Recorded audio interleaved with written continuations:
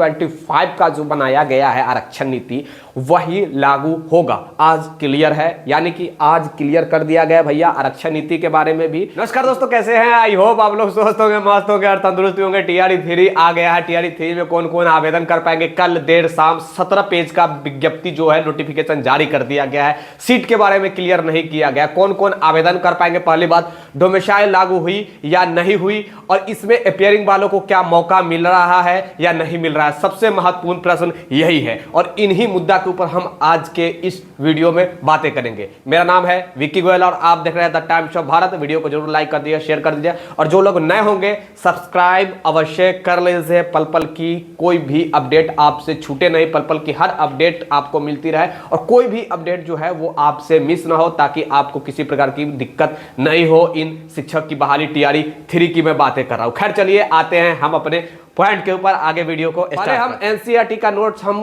9th class के science तक provide करा दिए भैया, यानी कि 6, 7, 8, 9 तक प्रोवाइड करा दिए। कुछ लोगों का कहना है कि भैया एनसीईआरटी और एससीईआरटी, कल जिस प्रकार भी कहा गया कि अधिकारी की तरफ से बयान दिया गया कि एनसीईआरटी और एससीईआरटी का ही जो विज्ञप्ति में नोटिफिकेशन में जो जिक्र किया गया है सिलेबस का, वहां भी एनसीईआरटी एससीईआरटी का जिक्र किया गया है। अब एनसीईआरटी एससीईआरटी पढ़ने का समय भी नहीं है। जो लोग पढ़ लिए हैं, किताब भी पढ़ लिए हैं, उनके लिए इनफ है, बहुत बेटर है, बहुत अच्छा बात है। लेकिन जो लोग नहीं पढ़े हैं, मैं उनसे फिर से कहना चाहूंगा कि एनसीईआरटी या और एससीईआरटी आपको पढ़ना ही पड़ेगा, तभी कुछ उपाय है, नहीं तो नहीं है। देख लीजिए, एनसीईआरटी और एससीईआरटी किताब पढ़ने से क्या होता है कि वही बेस होता है किसी भी एग्जाम का, चाहे प्यून का एग्जाम, क्लर्क का एग्जाम हो या फिर यूपीएससी कलेक्टर का एग्जाम हो। हर एग्जाम में, यूपीएससी के भी एग्जाम में आप देखते हैं कि भैया जो बेस जो होता है वो एनसीईआरटी का ही बुक होता है। तो एनसीईआरटी का अगर आप बुक या फिर एससीईआरटी का बुक पढ़ लिए हैं तो अच्छी बात है, नहीं पढ़े हैं तो अवश्य आप लोग नोट्स ले लीजिए, ज्यादा बेटर रहेगा। कम समय में आप 5 दिन में मुश्किल से पूरा एनसीईआरटी 6 से 12 क्लास तक की पढ़ सकते हैं। हमने 8 क्लास तक की पूरा प्रोवाइड करा दिया, 6, 7 और 8 क्लास की ऑल सब्जेक्ट। और 9th क्लास का कल देर शाम हमने जो है साइंस प्रोवाइड करा दिया है और 10th क्लास का आज साइंस प्रोवाइड करा दूंगा, क्योंकि साइंस का जो पोर्शन है वो काफी ज्यादा है। हमने कोशिश किया कि 6 से 8 में हिस्ट्री सबसे ज्यादा पूछा जाता है, हिस्ट्री पोर्शन से, तो हिस्ट्री का पूरा फोकस किया। 40 पेज का हिस्ट्री हमने प्रोवाइड कराया। उसके बाद साइंस का पूछा जाता है, 8 से ऊपर क्लास में अगर आप जाएंगे तो साइंस से पूछा जाता है, तो साइंस पे हमने विशेष फोकस किया है। साइंस का 10th का आज आपको मिल जाएगा, कल 9th क्लास का साइंस का मिल गया है आप लोग को। 9th क्लास का कल मिल ही गया होगा, ले लिए होंगे। जो लोग नहीं लिए हो, ये स्क्रीनर पर जाइए आप लोग पेमेंट करके, और यही नंबर जो दिख रहा है यही नंबर पे आप लोग जो है व्हाट्सएप स्क्रीनशॉट भेजिएगा, आपको प्रोवाइड करा दिया जाएगा और पेड ग्रुप में भी ऐड कर दिया जाएगा उन टीचर के द्वारा। खैर चलिए आते हैं टू द पॉइंट के ऊपर। NIOS out. एनआईओएस के बारे में यहाँ स्पष्ट तरीका से कहा गया है, देखिए, जिसमें कहा गया कि शिक्षा विभाग बिहार के पत्रांक 2223 दिनांक 7/12/2023 के आलोक में एनआईओएस द्वारा प्रदत्त 18 महीने के डीएलएड की उपाधि मान्य नहीं होंगी। यानी कि एनआईओएस पूरी तरह से आउट, बाहर हो गया है। अब एक प्रश्न जो लोग एनआईओएस वाले होंगे उनके जहन में एक प्रश्न होगा कि हम कैसे हैं कि भैया हमको नौकरी नहीं दिया जा रहा है, एनआईओएस वाले वो नौकरी करके बैठल है। वो भी आउट होगा आज नहीं तो कल। अभी इलेक्शन है, गवर्नमेंट चुपचाप सुध बुध खो चुकी है, लेकिन आउट होना है। मान लीजिए 100% दावे के साथ मैं कह रहा हूं इस बात को। अगर योग्य नहीं करार किया गया एनआईओएस को तो जो सर्विस में भी हैं वो भी आउट होंगे।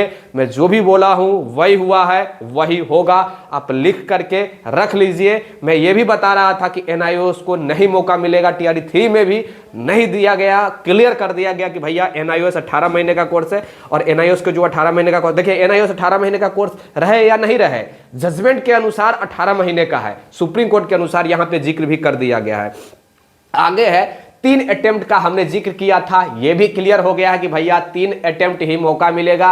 अगर आप टीआरई 1 में बैठ गए हैं, एग्जाम में फॉर्म भरने से नहीं होता है, बहुत लोग पूछ रहे थे, एग्जाम में बैठ गए हैं तो आपका 1 अटेम्प्ट। टीआरई 2 में अगर आप बैठ गए हैं 2 अटेम्प्ट। इस बार फॉर्म भरने से कुछ नहीं होगा, एग्जाम में जैसे ही आप अपीयर हो जाएंगे आपका अटेम्प्ट काउंट हो जाता है। चाहे आप एक क्लास के लिए बैठे या फिर सभी वर्ग के लिए बैठे, एक बार यानी कि एक टीआरई एक अटेम्प्ट, कहने का मतलब एक टीआरई में कोई ए स्टूडेंट है, वो चाहे केवल प्राइमरी के लिए बैठा हो या फिर प्राइमरी से लेकर के अपर प्राइमरी यानी कि +2 तक के बैठा हो, यानी कि 1 से लेकर के 12 क्लास तक के अगर भी बैठे या फिर केवल 1 क्लास के लिए बैठे। मेरा कहने का मतलब है कि आप जैसे स्टूडेंट है, आपने फॉर्म भर दिया टीआरई 1 में, आप केवल 1 to 5 क्लास के एग्जाम दिए और आप ही के भाई है जो वो भी स्टूडेंट है आपके भाई, तो आप 1 क्लास के एग्जाम दिए और आपके भाई या बहन है वो पूरा एग्जाम दे दिया, यानी कि पहला 1 to 5 दिया, 6 to 8 दिया, यानी कि 1 से लेकर के और 12th क्लास तक यानी कि 1 to 12th का एग्जाम दिया, तो क्या उसका ज्यादा अटेम्प्ट काउंट होगा? नहीं, उसका भी एक ही अटेम्प्ट काउंट हुआ। कहने का मतलब 1 टीआरई 1 अटेम्प्ट, एक टीआरई का आप रजिस्ट्रेशन किए, फॉर्म भरे, उसके बाद आप एग्जाम में अपीयर हुए तो एक अटेम्प्ट काउंट हुआ, चाहे आप 1 क्लास के लिए बैठे, चाहे 1 से 12 क्लास तक के लिए बैठे, 1 क्लास में बैठे या फिर तीनों क्लास के लिए बैठे, सब में वही एक अटेम्प्ट। तो आज क्लियर कर दिया गया है, आज के दैनिक भास्कर न्यूज़पेपर में भी है कि 3 अटेम्प्ट ही दिया जाएगा, बीपीएससी के अनुसार ये जिक्र किया गया था। ये देख सकते हैं, मैं दिखलाने का प्रयास कर रहा हूं, ये देख लीजिए, ओके देख लीजिए, 3 अटेम्प्ट ही दिया जाएगा ऐसा कहना है, और मैं नहीं कर रहा हूं, ये आज के न्यूज़पेपर भी कर रहा है, पिछले समय भी बीपीएससी के चेयरमैन है वो भी बोले थे भैया।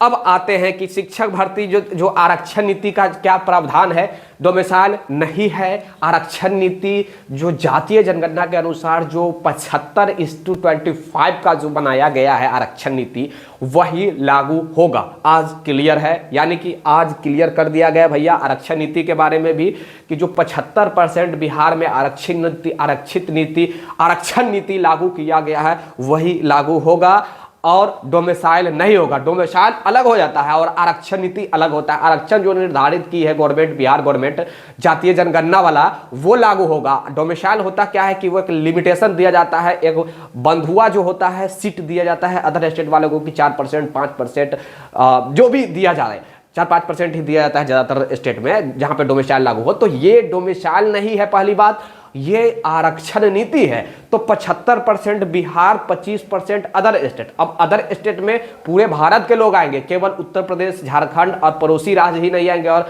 वेस्ट बंगाल ही नहीं आएंगे। वेस्ट बंगाल, झारखंड, उत्तर प्रदेश या फिर भारत के जितने भी राज्य हैं, जितने भी कोने कोने से लोग यहाँ पे आ सकते हैं 25% आरक्षण नीति में। अब देखिए 25% आरक्षण नीति, ये जो रूल है ये कहने को है, अब कितना पर गवर्नमेंट करती है ये गवर्नमेंट डिपेंड करता है, गवर्नमेंट के ऊपर। आपने टीआरई 1 में देख लिया है एग्जाम्पल और टीआरई 2 में भी एग्जाम्पल देख लिया। टीआरई 2 में भी 75-25 का रेशियो लाया गया था। आपको अगर मालूम होगा तो आप अगर पिछला इतिहास देखें, क्योंकि हम न्यूज चलाते रहते हैं तो हमसे बेटर तो नहीं जानेंगे, वहां भी लागू किया गया था। लेकिन अदर स्टेट कितने नौकरी किए ये आपसे छुपी हुई बातें नहीं है। इसीलिए मैं कहना चाहूंगा कि गवर्नमेंट करती क्या है ये डिपेंड करता है, लेकिन रूल के अनुसार 75:25 का रेशियो लाया गया है। ये सब कुछ चल रहा है। आई थिंक आप लोगों को सारा कंफ्यूजन दूर हो गया होगा। नियोजित शिक्षकों के लिए भी एक लेटर है कि भैया नियोजित शिक्षक सक्षमता परीक्षा पास करेंगे तो उनको शहरी क्षेत्र दिया जाएगा, लालच दिया जा रहा है।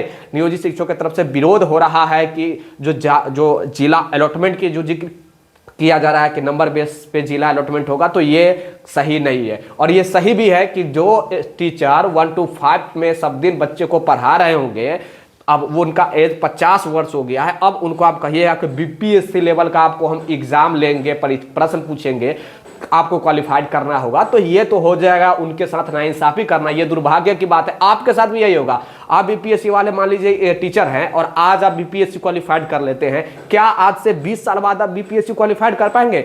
नहीं। चाहे के पाठक साहब भी है, वो एक समय रहा होगा जो यूपीएससी क्वालिफाइड करके आईएएस बने, क्या वो आज वो यूपीएससी का एग्जाम देंगे तो क्या वो क्वालिफाइड करेंगे और आईएएस बन पाएंगे? नहीं बन पाएंगे, क्वालिफाइड भी नहीं करेंगे। तो ये होता है, सब समय होता है। और जो टीचर प्राइमरी में पढ़ा रहा हो उसको कहा जा रहा है कि बीपीएससी लेवल का तुमको हम प्रश्न पूछेंगे, टीआरई 2 लेवल का प्रश्न पूछेंगे और तुमको क्वालिफाइड करना ही पड़ेगा, तभी तुमको शिक्षक रहने दिया जाएगा, नहीं तो निकाला जाएगा। तो ये तो दुर्भाग्य की बात है। ये हो जाएगा कि मनमानी करना और साथ ही उस टीचर को बर्बरतापूर्ण रवैया करना और उस टीचर पर प्रेशर जबरदस्ती का देना कि तुमको परीक्षा देना ही पड़ेगा, नहीं दोगे तुमको नौकरी से निकाल देंगे। 4 मौका है, 4 में से 3 मौका में तुम बैठोगे, कोई एक आपको पास करना पड़ेगा, नहीं पास करोगे तो बाहर निकाल देंगे। ऐसी सिचुएशन बिहार में हो गई है शिक्षा व्यवस्था के। तमाम खबरों के लिए आवाज से जुड़े रहिएगा द टाइम्स ऑफ भारत के साथ। मेरा नाम है विकी गोयल और आप देखते रहिए द टाइम्स ऑफ भारत, सही, सटीक और विश्वसनीय खबर के लिए। तब तक के लिए जय हिंद, जय Bharat, have a nice day, take care, bye bye, thank you. जिनको नोट्स लेना है अवश्य ले लीजिएगा, नहीं तो कोई दिक्कत वाली बात